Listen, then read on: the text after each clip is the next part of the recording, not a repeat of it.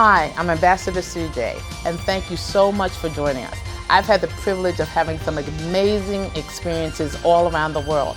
I come from the villages of Harlem and Sag Harbor, who sent me off in such grand style, but I'm also the descendant of two wonderful parents, Dorothy and Wilbert Johnson, who allowed me to fly. At 14, they allowed me to go to Spain and study abroad, coming back, being bilingual in Spanish and English. And so what a wonderful life I've had. I've just completed a tenure as the third ambassador, U.S. Ambassador for International Religious Freedom, a diplomat for the United States of America.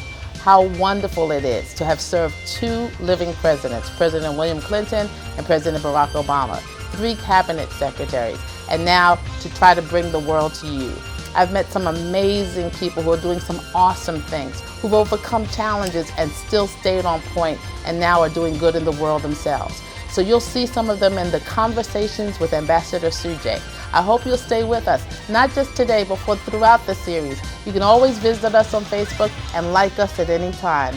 We also want you to know any of the people who are interviewed. If you'd like to have them as a speaker, you can contact us at charismaspeakers@gmail.com. charismaspeakers@gmail.com. I think you'll be blessed. I've been blessed by having these wonderful people in my life. I hope you'll enjoy them too. Coming up next, Judge Glenda Hatchett.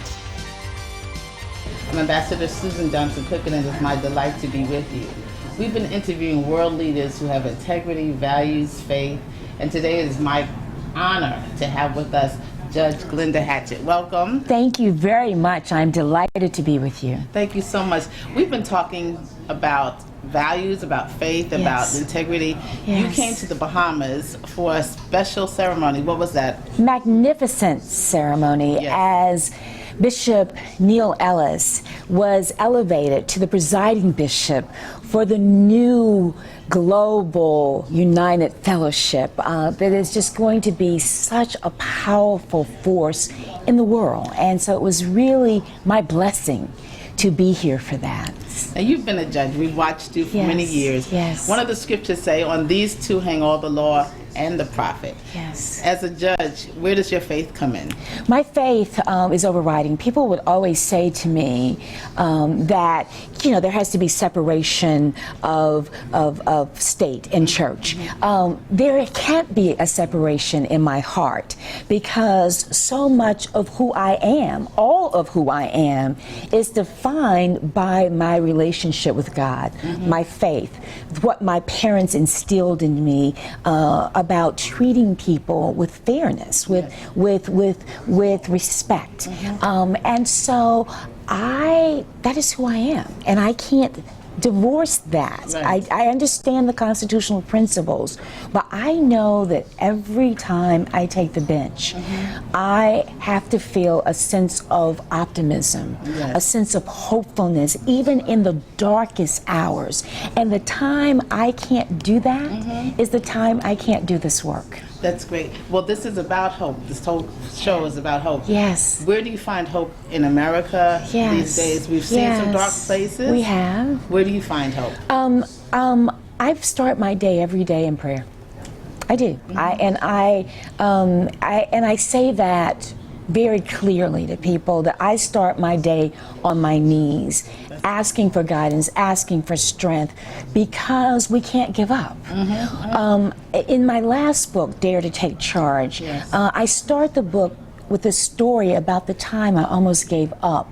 Almost lost hope, almost gave up on my dreams. What was that time? That was the time when I was in law school. I was working full time, I was going to school full time, and I went to see my grandmother's sister. And the chapter, and I started not to tell this story, Madam Ambassador, but I purposely started the book with the story because it is a declaration of where you get to and what you have to do to pull deep in your soul. And what she said to me when I went to her for advice, because I was so overwhelmed. I was assistant dean for women in the undergraduate school. I mean, it wasn't like I was just working. I was really working. Workload. And so the long story short is that she said, baby, if it were easy. Everybody and their mama could do it. Now, law school didn't get any easier after I left her house, but my whole attitude about if it's important enough, even in the darkest times, even the challenges that we face as a people, as we face as a nation, as we face as a world, if it is important enough, how dare we not keep pushing forward? So that was kind of an ethos of our whole people, that we had to keep pushing because the whole race actually stands on our shoulders. We didn't have a choice. We didn't have a choice. We didn't have a choice. When those moments happen now, what do? I still pray, and I say, okay, what am I going to do? One of the big things when I took the bench is that I eliminated the word frustration from my vocabulary. Right? And so it was, I can't be frustrated. This is a challenge. A challenge, the Chinese symbol is crisis and opportunity. That's right. Two put together make challenge. This is the crisis.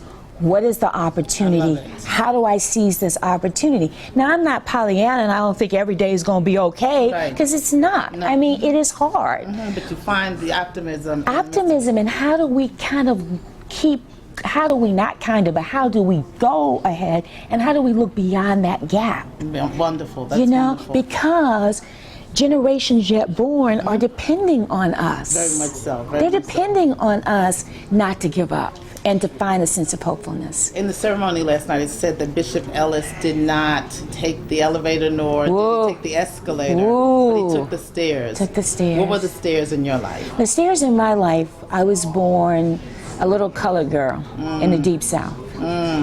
But I didn't know that that was supposed to be, by racist standards, a curse. Yes, yes. Instead, my parents made me believe it was a blessing. Yes. And I still believe it was a blessing. So, did I have to be better? Yes. Did I have to work harder? Yes. Was I called names? Was I treated unfairly? Yes. But you know what? It made me that much more determined to prove to you that I am good at what I do. And so when I went to Delta Airlines, I was the highest ranking woman of color worldwide. I never lost a case. Oh my goodness. I never lost a case. And they looked at me like, you know?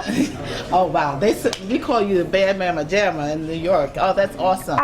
But it was my attitude. Yes, exactly. You know, either attitude develops your altitude. It does. Yes. And so either you're going to go in with people who don't expect you to succeed, or you're going to just say, exactly, I'm doing this. Exactly. I am doing this because I know, as my Aunt Frances told me, I talk about in that book, she said, you have been uniquely blessed, you know, to do what you set out to do. Wow. And we're going to go to a break, and that's a perfect point. You are uniquely blessed to do what you set out to do. And we'll be right back. Hi, I'm Ambassador Susan Johnson-Cook, more familiarly known as Ambassador Sujay, and you're watching Cash TV, Conversations with Ambassador Sujay about hope. And we are so hopeful, we are so thankful to be honored with the presence today of Judge Glenda Hatchett. Many of you know her from the bench, but I know her one-on-one, and this is a wonderful time to talk with a world leader who has morality and integrity. Her book, Dare to Take Charge, is her latest book, and it's available on Amazon.com or her website, GlendaHatchett.com, and the subtitle is How to Live Your Life on Purpose. I want you to get this because we have a fabulous woman here with us today. How do you live your life on purpose? You've got to figure out what the purpose is. Okay. You've got to figure out what it is that you are here to do. And then when you figure out what that purpose is, you've got to be intentional and you've got to live it on purpose. Now, people say, well, how'd you find your passion? How'd you find your purpose? It found me. Okay, talk about that. It found me because if it had been left up to me, I would have retired from Delta Airlines. You know, I was a senior attorney. I had gotten 2 promotions in 2 years. Wow. My mentor was now the new president of the company. I was proud of my track record in trying cases. I tried cases all over the country. But the judge who had been in juvenile court for some 23 years, the first African-American man or woman ever to become a state court judge in Georgia, died. Wow. So a man who I had great respect said, Glenda, I want to talk to you. Long story short, he came and said, we've been talking. I asked my dad to sit in the meeting. And he said, we want you to apply for this position. Oh my goodness. I've never even been inside juvenile court, right? Wow. So long story short, my dad said after the meeting, I'm thinking I'm being all polite, I'm honored and flat. I wasn't leaving my job. Right, I wasn't leaving my right. job. I wasn't leaving my job. And so my dad said one thing to me. What was that? He said, Glenda, before you decide, you better pray about this. And I didn't want no yo-yo prayers. I'm be honest. Lord, what you want me to do? Lord, you don't really want me to give up my job. Wait a minute, Lord. Wait a minute. You know how much money I'm making?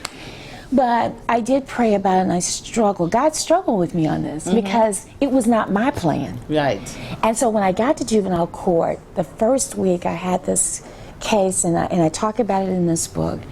And on my knees with an 8-year-old child, I came off the bench because his mother had abandoned him.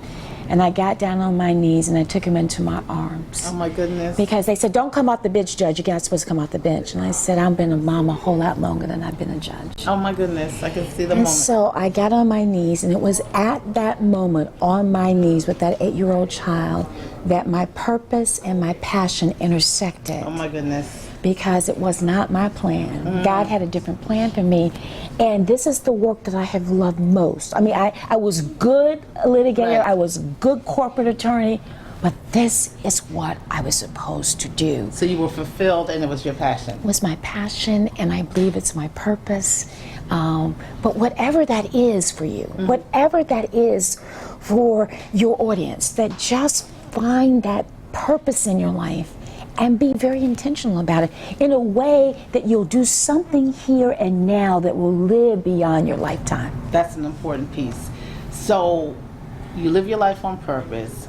You know, you live with her passion as well. Yes. You're fulfilled with it. Yes. The scriptures say that your gifts will make room for you. Yes. Has that happened for Yes. you? Oh yes. Oh yes. Because if you had said I would be doing what I'm doing now, I'd say, wait a minute, we gonna have a chat. You know, Right. you're gonna be all right. Yes. You know. Uh-huh. But what happens is that at every juncture of my life, what I planned and thought would be what I would do has ended up not being what happened. Wow. And so what has happened is that at every step of the journey, God has just fixed it. He has expanded my space, my ability, my endurance to do it. But you say things come to you, God sent it to you. Yes. But how do you prepare for when God sends that to you? What are the steps people need to do to prepare? Oh yeah, okay, all right. What they need to do is that they need to be listening. Okay. They need to be listening for guidance. Because a quick story, first time I had a case very early on where a child had been beaten to death. Because people forget, in juvenile court, it's not only kids who are committing the offenses, Right. there are also kids who are victims of horrible child abuse. This child had been beaten to death. It was 2.5 years old. The medical doctor came in and said at a certain point I stopped counting the lacerations. It was just, there were just so many. And it was horrible. I mean, it was just horrible. It was a horrible case. I took a recess, went in the bathroom on a cold tile floor and put my head against that sink. And I prayed, and this is the prayer I prayed. God, give me the strength and the wisdom and the energy to move from grieving for this child to what I do for the children that you've left before me in my hands. Oh my goodness. Wow. That's a prayer. And Ambassador Sujay, when I got up off that floor, there was a rod in my back. Now, it didn't get easier, but it was like, okay, if I am so stuck on the grieving, Right. I can't do what I'm supposed to do. And so I just had to pray constantly for strength. So you had to go from grieving to getting into gear Right. to do the work that you're That's called right. to do. That's exactly right. And we get stuck and we get paralyzed by challenges, whether it's grief, whether it's poverty, whether it's unemployment, whether it's divorce, whether it's illness. Exactly. And that's where we lose sight of the hope. And that's why I'm so glad you're doing this show. I'm so glad to have glad you on you're the doing this show. Now you've had faith, Yes. fame, Yes. 8 years, Judge Hatchett on TV and other Right. things. Actually longer than that because it's been in reruns, so we're now in the 12th season. Wow. Family. What do you do for fun? Oh, for fun. I don't do enough fun. Okay. You know, I admit that if there is something I really need to work on in my life, I don't do enough fun. Okay. But my ideal time is to walk on the beach at sunrise. Wow. Yes. I can see that. Yes. You know, that it is just, I don't care how stressful things are in my life. You just get me to some water and just let me walk. That's it. Water and sunshine. Am good. I am so good. It just makes me happy. I just came back from a weekend with college friends, and we had not all been together in over 35 years. Wow. And I'm on my way to some college friends right now when we finish this interview. And girl, it was so much. I hadn't laughed that much in a 48-hour period in my life. But that's what you gotta do that. Yes, you have to do exactly. that. What's the next chapter? The next chapter is I'm praying about, but I really want to do more motivational speaking. Okay. I have a new production company, Great Day Productions, because that was my dad's favorite expression. When he was pleased, he'd say Great Day. And I want to develop responsible television. Yes. You know, yes. not a lot of the trash that we're seeing. And I want to do some mentoring coaching sessions, especially for young women. Okay. So if someone wants to reach you, Yes. do they go to your website? Yes. And it's Glenda Hatchett, just simply GlendaHatchett.com, GlendaHatchett.com. Well, it has been a delight to know you. I want you to get the book, Dare to Take Charge, How to Live Your Life on Purpose. You can go to GlendaHatchett.com, Amazon.com. Go to your bookstore. Just get it. Thank you so much, Judge Hatchett. Thank you. It's been my honor and pleasure. It has been my pleasure and honor. Thank you. And thank you for joining us for Cash TV. Tune in next time. Thank you so much. Be kind to yourself today. Love yourself today. Get some soul for your soul.